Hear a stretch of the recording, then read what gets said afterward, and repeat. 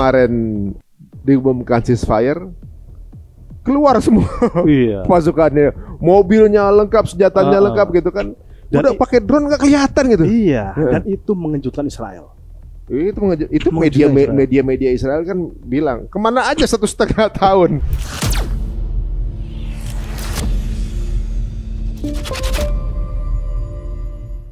Syria dengan keadaan Palestina kan ada katanya statement bahwa Al-Julani tidak akan memerangi Israel gitu kan, atau juga mungkin nggak ikut campur ke sana gitu. Yang kemudian di kacamata orang-orang banyak yang menganggap bahwa Al-Julani liberal gitu kan, ada yang bilang begitu kan, ada yang bilang gitu kan. Terus di sisi lain ada yang bilang itulah siasatnya Al-Julani gitu, karena semua orang udah tahu kalau sama umat pasti dia akan mencari jalannya. Menurut pandangan Anda gimana nih? Di buku saya tulis Bang, bahwa HTS mengatakan operasi dia atau perlawanan dia sama Bashar di akhir November sampai kemudian Bashar tumbang itu terinspirasi dari Gaza. Padahal yang kelihatannya kayak baru ya. Kayak baru dan gak ada koneksi. Tapi jelas-jelas HTS mengatakan upaya Al-Qassam dengan tuh operasi Tufan Al-Aqsa-nya melawan kekuasaan besar Zionis itu menginspirasi kami. Masuk akal. Karena kalau kita lihat ya, Al-Qassam ini yang dilawan tuh kan gede banget ya. Sekelas Israel dengan kelengkapan artilerinya ditambah bantuan negara adidaya, mereka bisa bertahan. Kemudian mereka mikir kali, lah ini cuma se-Assad nih, gitu kali ya. Ini cuma segini. Apalagi cuma Assad gitu cuma Assad mestinya lewat lah gitu kan. Yang segitu aja mereka tuh ternyata bisa. Lah ini satu, pendukungnya nggak terlalu ini sama dia kan gitu. Kalau pendukungnya juga udah benci sama dia. Pendukung udah benci sama dia. Dia sendirian ini, gitu kan? Ini kesempatan dia sendirian gitu. Ditambah dia ada backing dari Turki. Iya. Gitu. Itu tadi saya katakan Bang. Sekarang geopolitik itu berubah Bang. Dulu masih state lawan state, ya. Sekarang udah bukan state Bang, tapi kelompok kayak Hamas, kayak HTS, ya dan lain sebagainya. Itu berhasil menumbangkan kekuatan besar. Berarti ini udah bukan by design lagi ya. Maksudnya kalau dulu misalnya semuanya tuh negara waktu dikolonisasi jadi negara Arab dikolonisasi kan itu kan by design. Konfliknya pun by design. Benar. Gitu kan. Sekarang berarti ini di luar dari desain-desain itu. Ini lagi ada upaya mengocok ulang perjanjian Sykes-Picot Bang. Ya kan? Sykes-Picot saat itu yang berupaya untuk membagi-bagi wilayah Syam, wilayah Timur Tengah, ini milik apa? Inggris, Prancis ya dan lain sebagainya. Sekarang dikocok ulang Bang oleh kekuatan-kekuatan kelompok Islam. Dan mereka berhasil. Ya. Kalau kita lihat case yang terakhir ini, orang mengatakan Gaza babak belur, di infrastrukturnya habis. Tetapi dalam perang jangan lupa Bang, pihak yang menang dan pihak yang kalah untuk melihatnya itu mudah Bang.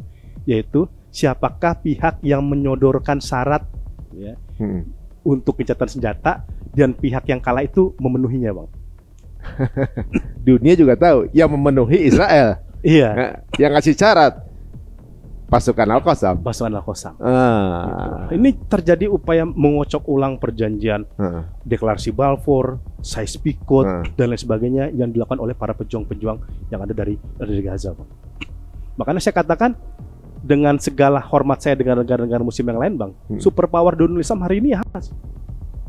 Iya. Ini bukan antum nih sebelum mereka nih. Sebelum ini terjadi udah lama. Ya saya udah melihat gitu ya bahwa ya kita lihat Bang, perang Arab Israel aja itu 4 negara Arab itu hanya 6 hari kalah mereka loh. 6 hari perang Arab Israel. Negara-negara aja 4. Itu negara-negara besar di Arab, Mesir, Suriah, Yordania, Irak. Lagi-lagi nanti Lebanon sebagai supporting. Ya, seperti itu. Itu hanya 6 hari, Bang. Kalah 6 hari. Kalah lawan ini kecamatan. Lawan negara yang di backup sama adidaya dan bertahan hampir 500 hari. Insya Allah. Genosida. 500 hari. Ya kan? Udah gitu ketika kemarin diumumkan ceasefire, keluar semua pasukannya, mobilnya lengkap, senjatanya lengkap gitu kan. Dan udah pakai drone nggak kelihatan gitu. Iya. Dan itu mengejutkan Israel. Itu media Israel kan bilang, kemana aja 1,5 tahun punya senjata atau punya alat penyayang. Jadi katanya bukan cuma ngelihat. Mereka yang nggak kelihatan juga kelihatan, gelombangnya berasa. Iya. Kok nggak kedetek gitu? Nggak kedetek. Mobilnya parkir di mana? Iya. Bahkan kan yang dibebaskan gemuk-gemuk gitu. Empat tentara Israel kemarin dibebaskan itu kan udah bisa bahasa Arab, ya. Kemudian kita nggak melihat ada kekerasan di situ. Nutrisinya masih terjaga, Bang. Dari mulai masuk sampai keluar tuh ada yang bilang makan lebih gemuk. Malah yang patut salah satunya yang bilang dia nggak mau dibebasin. Iya, kan Stockholm Syndrome. Iya, benar. Iya. Jatuh cinta sama yang nawan gitu ya, Stockholm Syndrome bener. Nah, ini perbedaan apa? Saya nggak tahu ya, yang apa Al-Qassam ini punya agensi di mana.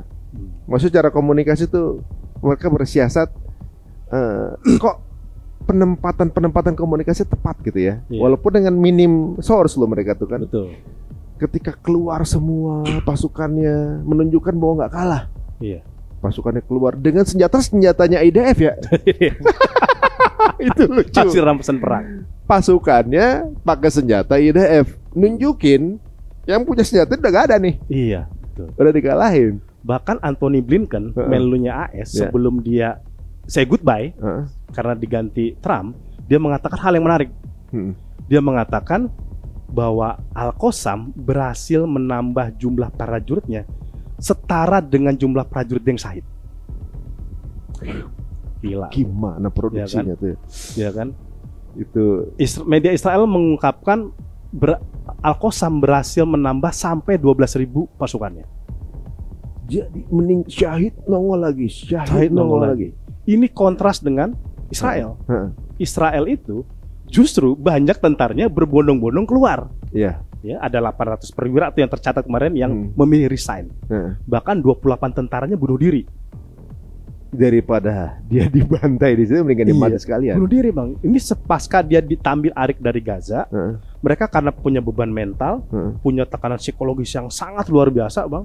Akhirnya memilih jalan suicide. Ada lagi pola yang selanjutnya nih, Bang. Dia udah keluar dari Gaza, tiba-tiba dipanggil lagi. Masuk. Dia lebih memilih saya bunuh diri ketimbang harus berhadapan dengan Al-Qassam. Antum coba jelasin, Bang, dengan teori militer apapun untuk menjawab itu. Iya ya. Ya kan? Padahal dengan kamu masuk lagi, persenjataan kamu kecanggih gitu. Iya. Tanknya paling mahal nih, berapa miliar nih kan harga itu Merkava kan gitu. Tetap nggak mau dia. Ongkos biaya yang dikeluarkan penjajah Israel dalam genosida Gaza, Bang, 1.100 triliun atau 67,57 miliar US dollar. 67 miliar, 57 US dollar. Tapi apa yang didapat, Bang? Nothing udah.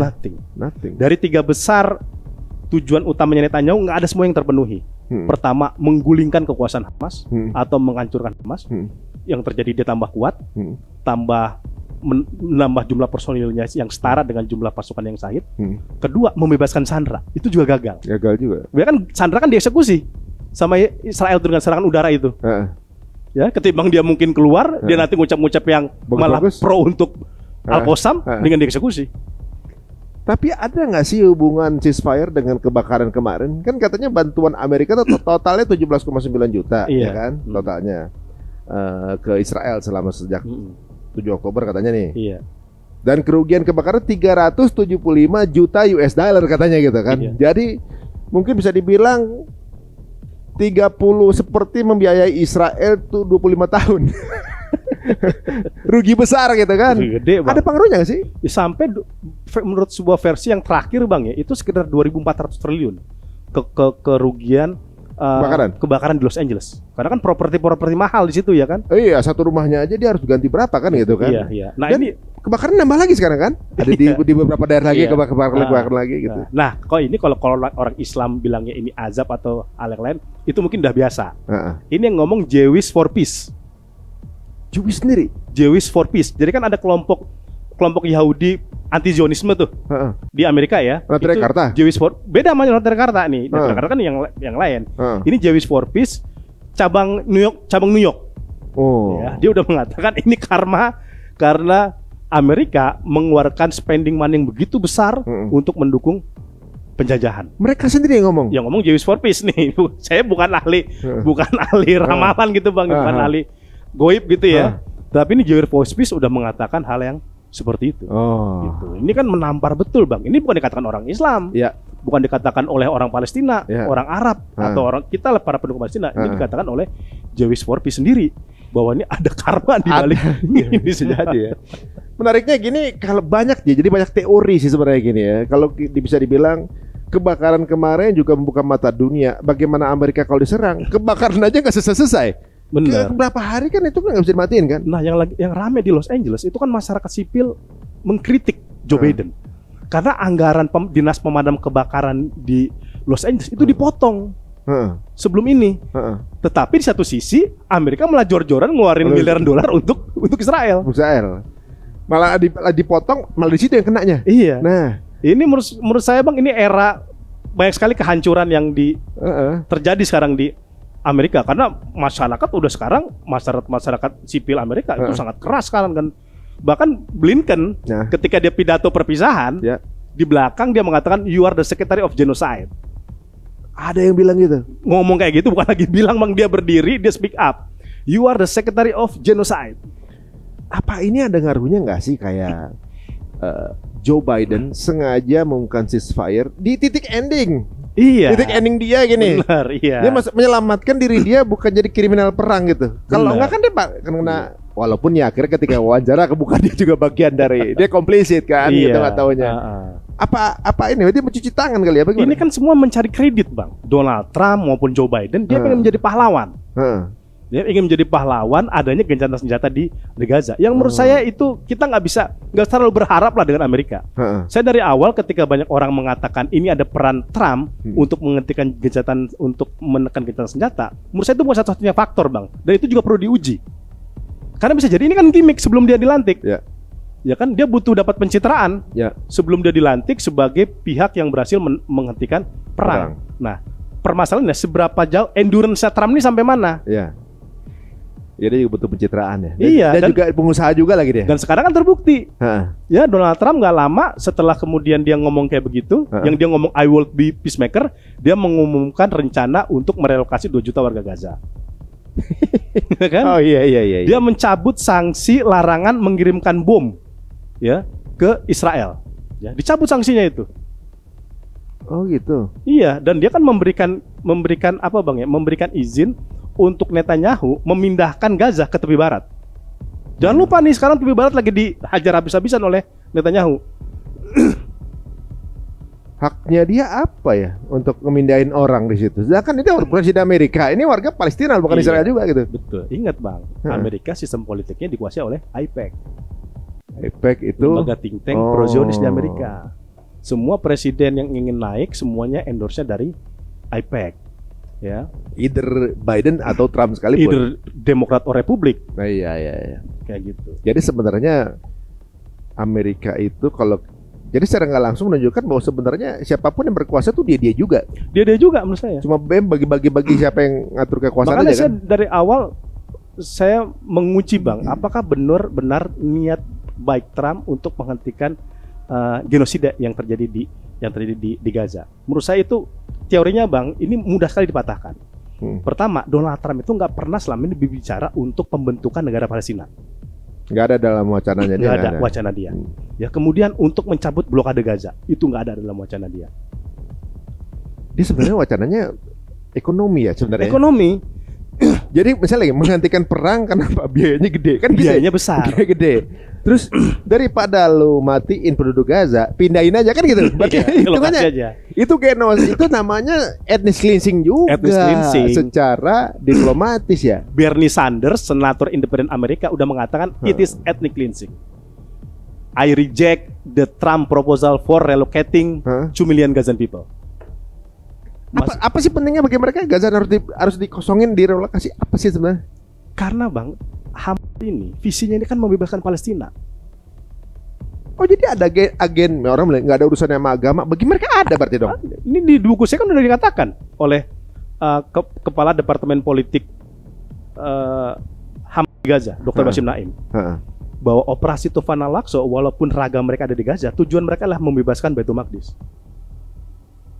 Ya, saya pernah dengar dilakukan tanggal itu karena ada operasi Muka Aqsa. Di tanggal-tanggal berikutnya yang udah kemudian nggak jadi gara-gara itu kan. Iya, dan ada kan ini kan mereka melancarkan operasi Tufan al-Aqsa ini karena juga ada upaya untuk menguasai Masjid Al-Aqsa, menguasai tepi barat dan lain sebagainya. Ada 5 faktor yang dikatakan oleh Dr. Ada di yang mana nih? Yang ini apa ini? Di sini. Ini. Di sini. Guys, tinggal cari aja ya. Kalau nggak add IG-nya, DM langsung, beli sama orangnya langsung. biar bisa dikasih tanda lahir ya, tanda tangan. Jadi itu yang membuat Donald Trump ingin mengusir warga Gaza. Karena ini warga Gaza ini akan menjadi alamat bahaya dan akan menjadi kiamat bagi penjajah. Orang nggak ada yang mikir, Bang. Ini kan tadinya Netanyahu ini dia kan berpikir dia kan gagal menghancurkan Hamas, tapi dihancurkan semua infrastruktur. Ya. Di Gaza itu hampir 90% infrastruktur itu habis agar membuat warga Gaza berpikir saya tidak ingin kembali ke Gaza karena we lost everything. Ya. Nggak ada lagi. Sekarang yang pulang kampung itu kan cuma pengen lihat tanahnya aja, Bang. Udah nggak ada puing-puingnya mungkin. Iya. Tapi apakah warga Gaza itu menyerah? Enggak. Ada nggak yang demo Hamas di Gaza? Ada yang minta Hamas disambut ya? Malah disambut dan dia mengatakan kami memberikan penghormatan kepada Brigadir Qassam yang bertempur melawan kekuatan Zionis. Netanyahu ini salah baca, Bang, melihat warga Gaza sekarang. Bukan dia aja, semua salah baca. Dipikir dibunuhin akan bikin takut. Iya, enggak gitu ya. Nah, ini yang membuat Trump terpikir untuk merelokasi. Karena kalau ini terus terjadi, ini tinggal nunggu waktu sebenarnya, Bang. Ya, Netanyahu kayak Assad. Ya, kalau dari penjelasan antum ini jelas banget ya. Netanyahu udah nggak punya pegangan apa-apa. Udah nggak ada pegangan. Ini kalau Amerika berhenti danain aja, selesai itu. Seperti berhentinya Putin mendanai Bashar Assad. Nah, kemarin ini kan banyak yang nggak setuju dengan keputusan ceasefire itu kan, ya kan? Iya. Karena mereka nggak punya gigi mundur. Semestinya itu nggak ada jalan mundur loh. Iya. Mau ngapain jalan mundur? Udah begini, udah berapa juta, udah berapa triliun itu habis tuh. Habis. Iya. Nah, kalau mundur habis gitu jatuhnya gitu. Tapi kan ternyata di pemerintahan itu sukses perpindahan kekuasaan ini butuh panggung pencitraan. Dan panggung pencitraannya itu ceasefire. Ini kadarullah ya. Tiba-tiba Allah mungkin ngasih momen seperti itu ya mau nggak mau mereka ceasefire. Yang berubah pemerintahan negara orang, dianya nggak dapat supply. Udah gitu ceasefire ini mungkin banyak yang berpikiran bahwa oke lah kita dulu ntar kita serang lagi. Pikir begitu ya. Tapi mata dunia langsung berubah kan? Iya. Ini kalau dia nyerang habis juga tuh. Habis. Tambah aja lagi tuh dua-duanya tuh. Nggak Amerika, nggak Israel. Ini apalagi dengan keadaan bagaimana cara Palestina membebaskan sanderanya dengan begitu. Waduh, ini keren tuh ya. Keren banget. Itu tim medianya itu mengtop. Itu yang saya bilang, itu dari mana dia punya agensi kayak gitu. Kalau kita namanya musuh, sebel apa sih? Iya. Ngelepasin juga kalau perlu bonyok kayak kita aja. Bonyok balikan. Ini udah mereka ngangkat tangan juga di Palestina juga ngangkat juga gitu kan. Udah gitu. Ditontonin semua warga ya. Ditontonin, disayang-sayang, dikasih hadiah. Betul, Bang. Dan jangan lupa di Israel juga nobar. Hah? Di Israel warga Israel juga nobar. Nobar ini proses pembebasan sandera dan mereka nangis.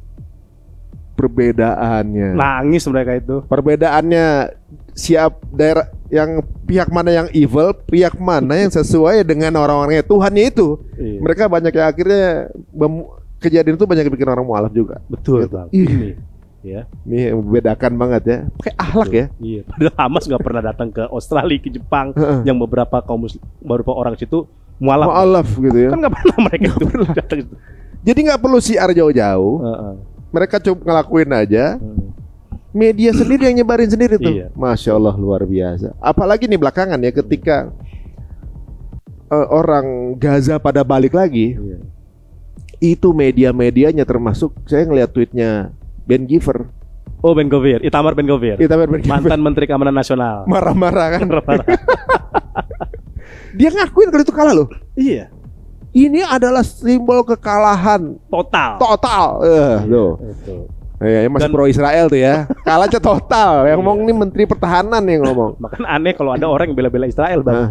Di Indonesia nih yang jadi bajara Zionis. Lah pendukung Netanyahu aja dia bilang udah kalah. Iya, ini pelakunya bahkan. Iya, pelakunya, Menteri Pertahanannya. Udah bilang kalah, masih bilang menang juga. Aduh, kurang bodoh apa itu ya. Itu dipikir kalau udah dihancurin orang nggak mau balik. Betul, iya. Tetap balik. Tapi aneh lihat videonya unik. Udah dalam keadaan hancur, itu mereka pada balik tuh jutaan orang. Yang di Israel sendiri nggak kena apa-apa, pada pergi. Pada kabur dan nggak mau kembali. Nggak mau balik. Berarti kan nunjukin yang punya tanah tuh siapa? Benar. Ya kan? Yang kalau dia memang punya tanah, dia nggak usah pergi dong mestinya kan? Betul, iya. Mau dihabisin juga tanah dia gitu. Waduh, ini secara nggak langsung warga Palestina ini kayak ngasih pengajaran ke dunia ya.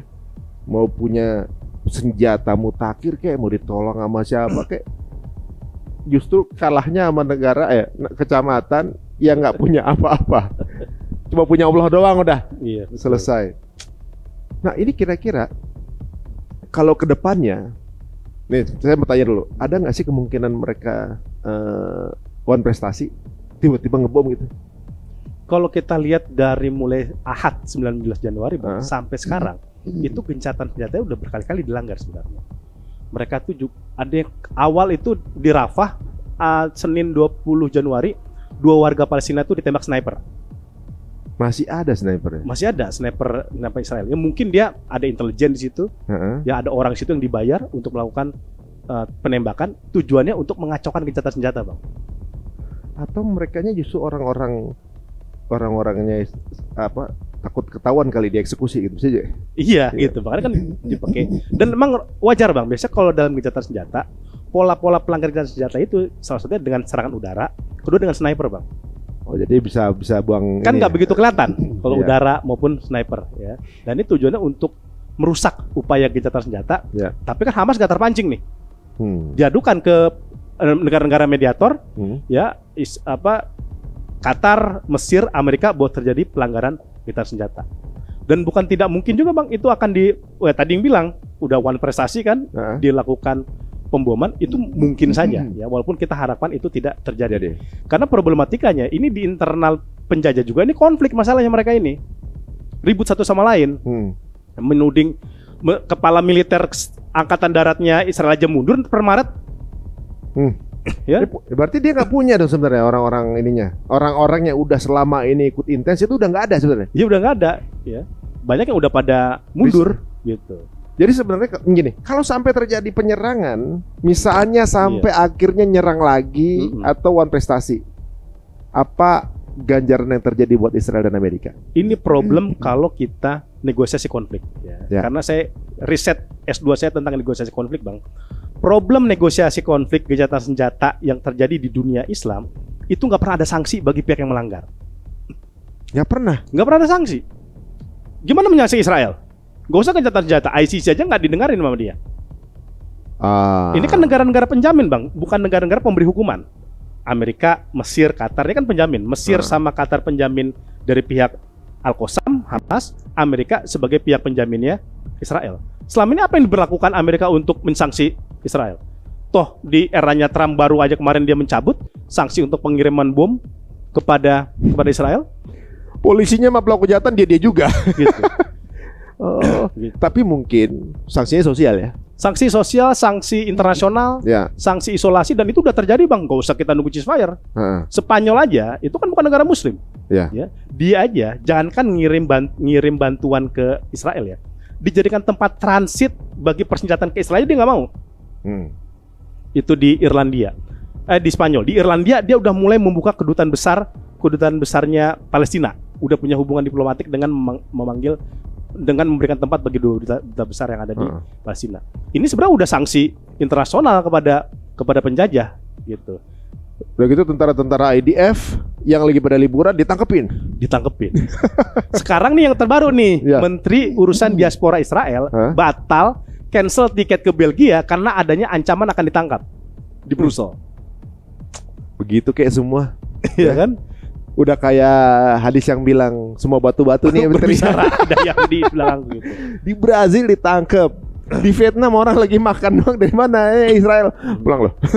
Langsung begitu. Iya. Ini sebagai tanda ya, itu bagian dari satu sanksi sosial yang mungkin ini akan bikin warganya sendiri juga jengah dengan pemerintahan yang dijalanin sama Netanyahu. Nasibnya gimana sekarang? Netanyahu nih akan bagaimana tuh jadinya? Netanyahu ini kan dari dulu kenapa dia menunda adanya gencatan senjata untuk membebaskan sandera Israel yang itu juga bagian dari warganya. Ini selalu ditunda kan karena dia punya 3 case kriminal kan di pengadilan. Ya, ada 3 case tuh, ada penyuapan, korupsi, ya, dan ada nepotisme. Ya, ini kan kenapa dia selalu menunda? Kenapa terjadinya gencatan senjata? Karena dia udah menghadapi sejumlah dakwaan kriminal nih, dan dakwaan kriminalnya dakwaan moral, ya, korupsi, gitu. Pernah waktu itu dia mau disidang, dia bilang saya lagi alasannya sibuk perang. Dia nyuruh Ben Gvir tuh ngelobi pengadilan. Kondisi darurat berarti ya. Kondisi darurat. Oke. Ya, pada itu sebenarnya genosida kan, bukan perang. Dan menariknya per hari ini Bang, dia kembali disidang. Per hari ini. Per hari ini. Syukurin. Ya biarin aja itu. Biar rasa gitu ya. Setelah terhenti lama. Berarti kondisi ini dimanfaatkan oleh oposisinya. Betul. Untuk ngelontorin dia nih lagi sekarang nih. Ngejatuhin dia. Pasti kan ya namanya perebutan kekuasaan kan. Iya. Tapi bagus lah berarti kondisinya kayak gitu. Membuat mereka jadi zolimin bin zolimin ini ketemu nih.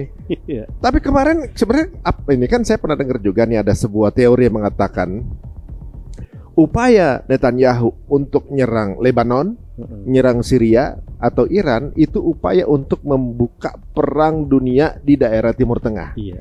Untuk kemudian bisa playing victim bahwa terjadi konflik, ada alasan untuk Amerika ngirim senjata buat pertahanan. Iya. Apakah begitu? Iya, itu awalnya.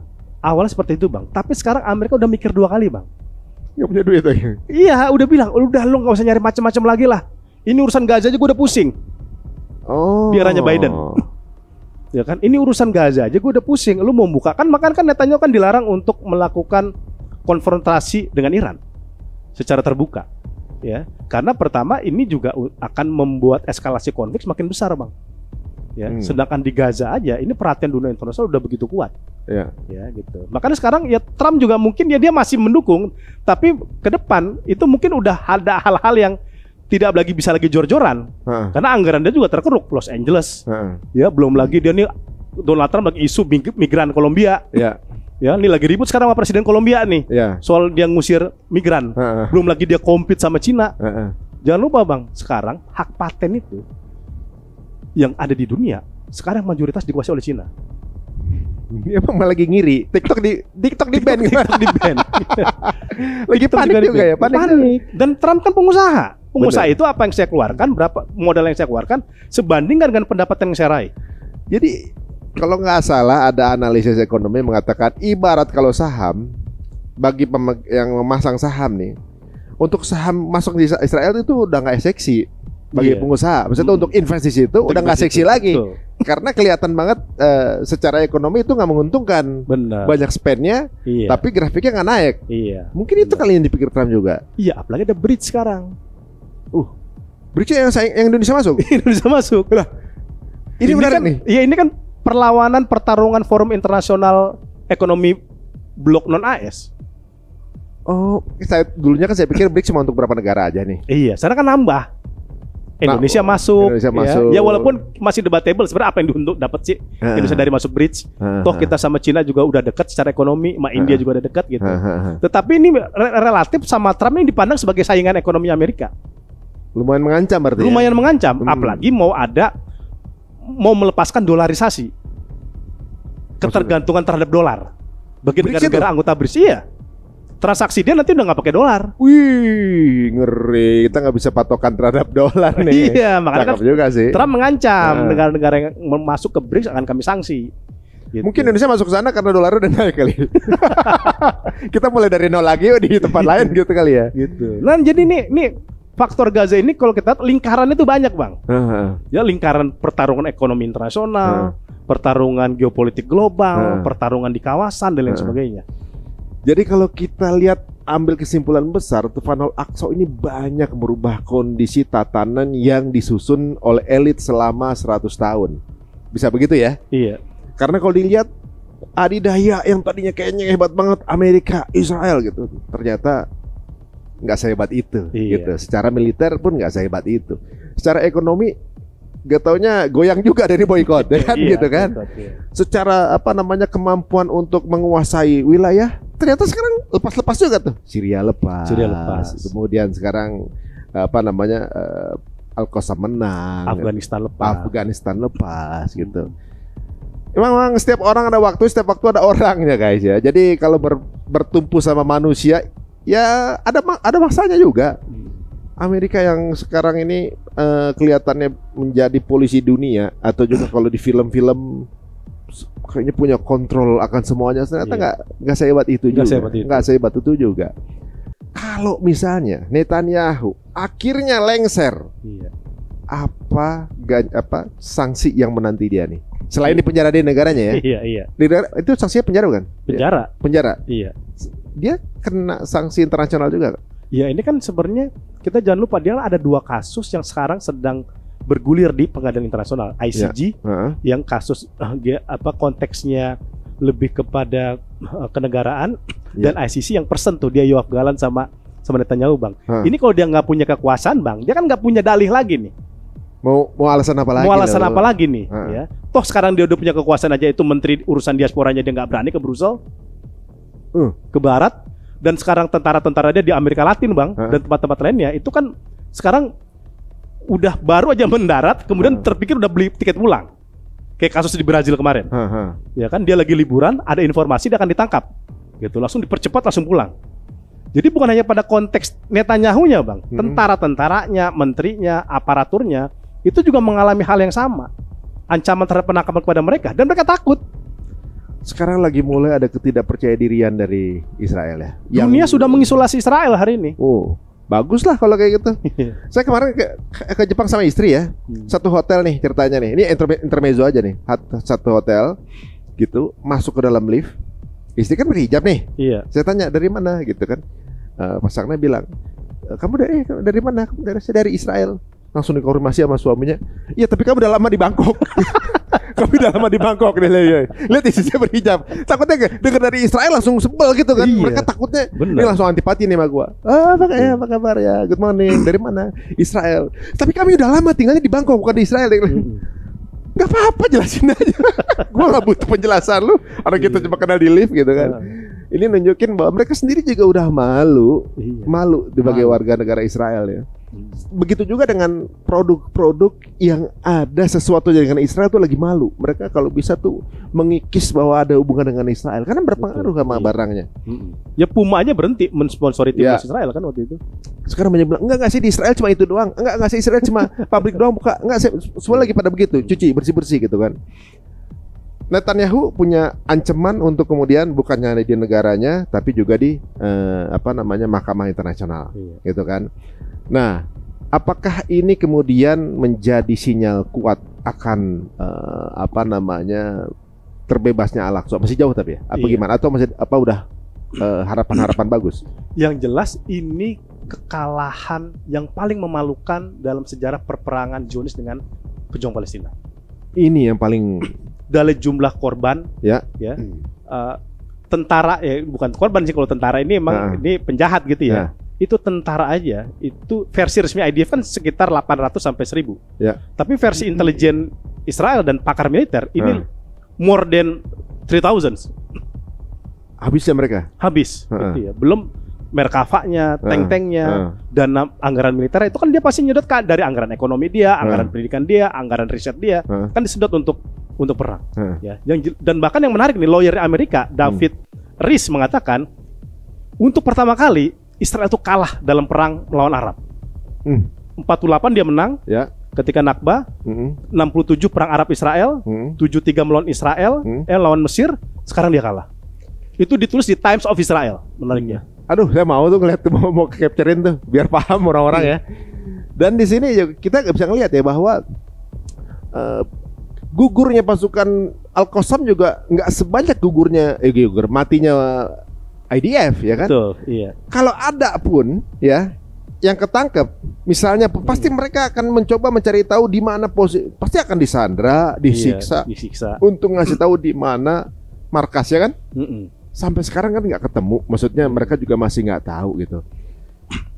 Kalau dipikir mereka sekarang ini dengan peralatan canggih masih bingung bagaimana sih sebenarnya konsep peperangan yang dimiliki pasukan Al-Qassam kan. Pakai drone mobil nggak kelihatan, pasukan kagak ada gitu kan. Tapi pas lagi terakhir nongol segitu banyak. Banyak ya. Udah 1,5 tahun ada di bawah tanah. Yang ngirim makanan siapa? Yang di atas aja nggak punya makanan, masa yang di dalam bisa makan? Kan nggak mungkin kan gitu. Itu caranya gimana? 2, buang airnya gimana? Logistik, sanitasi, ini adalah konsep peperangan modern yang nggak dimiliki mereka yang punya persenjataan modern. Kita juga ada yang tahu ya. Dan mereka sengaja. Sekarang saya mau tanya, pemimpinnya siapa sekarang? Kan nggak pernah ada statement lagi tuh. dirahasiakan. Justru dengan pemimpin yang dirahasiakan menang. Menariknya bahwa justru setiap dokumentasi dari mereka justru menjatuhkan harga diri mereka. Ketika mereka mengeksekusi Bapak Yahya tuh, itu masih malah jadi pahlawan dunia. Belakangan keluar dokumenternya yang cuma pakai kerudung doang sama kayu jalan-jalan begitu kan. Yang dibilang katanya tinggal di tempat mewah, dia turun perang itu. Keren banget. Dan nggak takut. Sekarang ada disanding bang video Bang Yahya lagi turun di medan perang sama Netanyahu lagi lari ketakutan. Ada di bunker ya kan? Iya, di bunker. Aduh, sekarang disandingin itu sama netizen tuh. Dan itu menampar penjajah, memalukan muka militernya Israel yang kadung mengatakan mereka tentara terhebat di dunia. Dan ternyata diruntuhkan semua mitos itu oleh pejuang Al-Qassam. Gitu. Dan ada bang report dari internalnya Israel yang mengatakan upaya mereka melakukan propaganda menjudutkan Al-Qassam habis dengan blunder mereka memposting video Bang Yahya. Kok bisa ya orang pilot drone-nya sampai masuk ke dalam, ngelihat, dia ngelempar gitu prosesnya jebret, dan dia posting. Tadinya kan dia pengen pikir gini bang, oh ini menunjukkan, oh ternyata pemimpin lu kalah nih, udah gua eksekusi nih seperti itu untuk menjatuhkan moral para pejuang. Ternyata malah bikin kebalikannya dengan lemparan tongkat kayu itu merubah, cuman tongkat doang padahal merubah semuanya. Ternyata dia bertarung sampai di titik darah penghabisan. Dan dia membantah klaim penjajah bersembunyi di bunker, menjadikan warga sipil sebagai tameng, Sandra sebagai tempat berlindung dia. Itu semua tidak terbukti. Nggak ada langsung, itu hoax. Berbalik semua. Tangan yang satu udah buntung, punya tinggal satu, masih buat ngelempar, gitu kan. Justru malah membuat para pasukan Al-Qassam merasa kepengen meninggal dengan cara itu malah. Coba teman-teman, dengan metode pembangkit semangat yang seperti apa lagi selain syahid coba. Makanya film-film Amerika tuh kan selalu heroik tuh, kayaknya pidatonya jago-jago banget. Karena untuk ngelawan narasi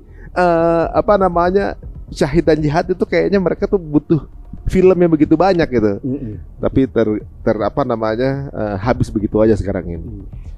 Nah, jadi secara walaupun kita belum tahu lihat yang ke depannya seperti apa. Prediksi Bang Pizarro seperti apa ke depan nih? Dengan keadaan geopolitik Timur Tengah seperti sekarang ini.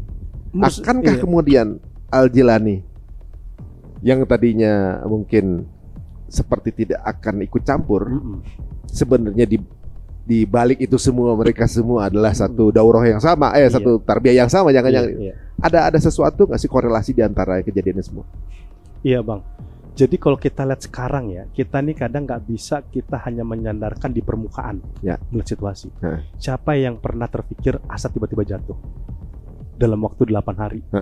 Siapa yang dulu terpikir Tovan Olakso berhasil mengubah geopolitik dunia? Mereka pasti akan ada konsolidasi di bawah. Tidak mungkin enggak. Apalagi Julani pernah mengatakan, inspirasi saya terjun melakukan perlawanan di Suriah terinspirasi dari upaya yang dilakukan oleh Brigadi Al-Qassam. Jangan lupa Izzuddin Al-Qassam itu bang orang Suriah. Oh gitu? Izzuddin Al-Qassam, mujahidin jihad modern Palestina di awal tahun 1900-an melawan penjajah Inggris. Yang jadi nama Al-Qassam itu beliau orang Syria? Orang Suriah. Dia tadinya jihad di Suriah melawan Perancis, kemudian diusir sama Perancis, keluar, dia membangun jihad di Palestina untuk melawan Inggris. Dan sekarang Izzuddin Al-Qassam yang orang Suriah itu bang menjadi inspirasi bagi para pejuang di Gaza. Artinya ikatan Suriah dan Palestina ini bukan ikatan yang terpisah bang. Ini ikatan yang saling berkait satu sama lain. Dan HT sendiri mengatakan operasi kami saat itu menjatuhkan Bashar, kami banyak mempelajari dari operasi yang dilakukan oleh Tovan Olakso. Bukan sekedar teknis teknologi bang, tapi menyatukan barisan-barisan para perjuangan. Tadinya itu kan kenapa di Suriah itu perlawanan tokoh-tokoh mujahidin ini selalu gagal bang? Karena faksnya terlalu banyak, pikirannya terlalu banyak.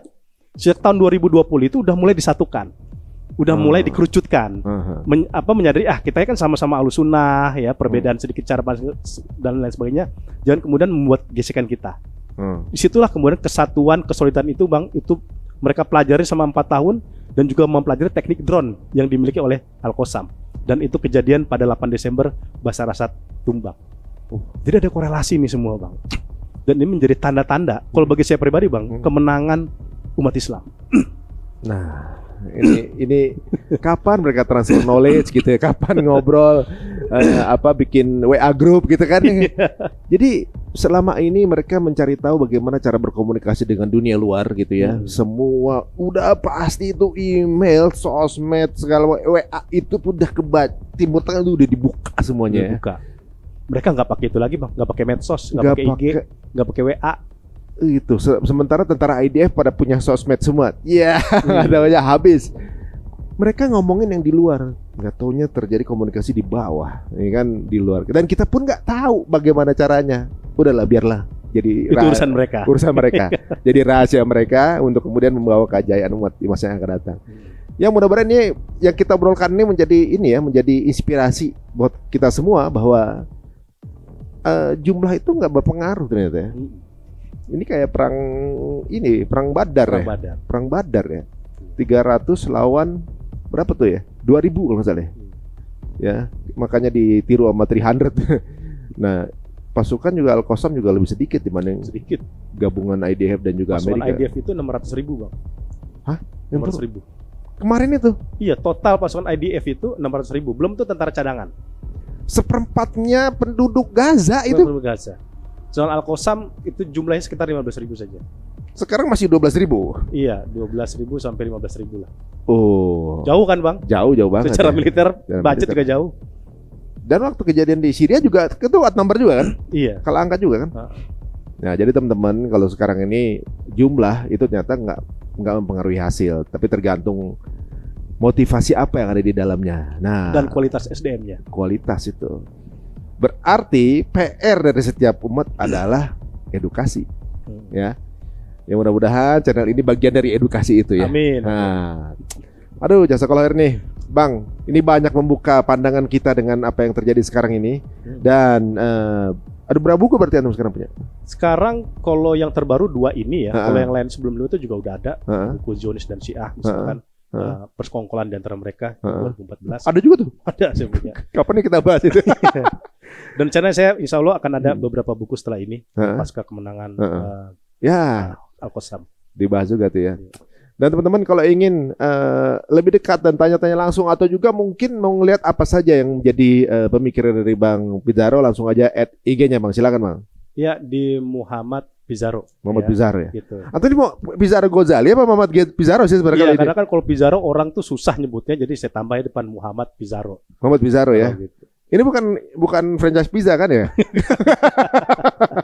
Nah, saya juga ada podcast Bang di YouTube, Tim Tank Podcast. Tim Tank Podcast. Kece juga tuh namanya. Ada Tim Tank dan ada Tim Tank Podcast. Iya. Silakan di-subscribe dan juga di follow akun beliau, dan insya Allah akan mendapatkan insight-insight yang kemudian bisa membuka wacana kita biar kita juga nggak terlalu insecure gitu sebagai umat muslim.